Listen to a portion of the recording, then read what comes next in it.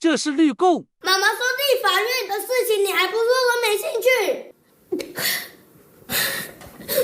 妈妈说国家乱七八糟，她很难过。难道你就不用管吗？你就可以对你的国家没有兴趣？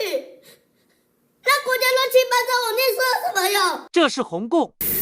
我已经把自己全部交给了党，党需要我做什么，我就做什么。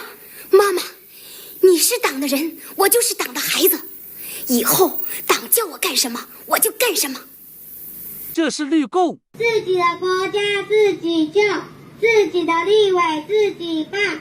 我们要做个勇敢的台湾人，台湾加油！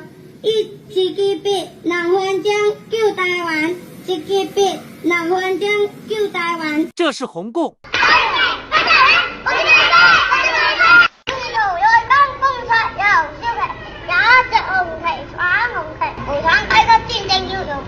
揮刀揮錯黑肉人，文化大革命，偉大勝利。